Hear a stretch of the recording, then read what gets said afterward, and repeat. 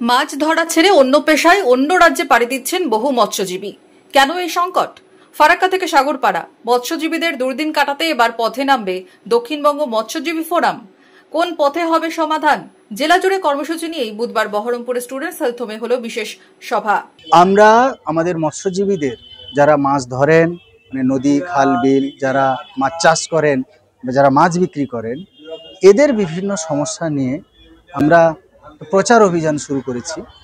সেই প্রচার অভিযানটা একেবারেই শুরু হবে আপনার ফারাক্কা ব্লকের ডিয়ার ফরেস্ট গ্রামে। ওখানে প্রাথমিকভাবে পতাকা উত্তোলন হবে আমাদের সংগঠনে। তারপর ওখান থেকে আমরা যাত্রা শুরু করব এবং 6 তারিখ, 7 তারিখ, 8 তারিখ, 9 তারিখে এসে সাগরপাড়ায় আমরা এই প্রোগ্রামটাকে শেষ করব।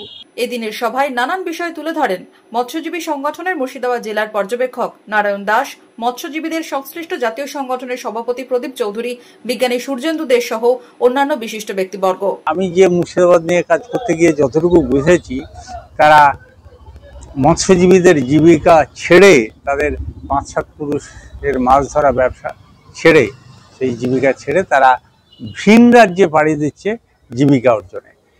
মানে এইখানে তারা নৌকোর হাল বৈঠে ধরে জাল ফেলতো, মাছ ধরতো।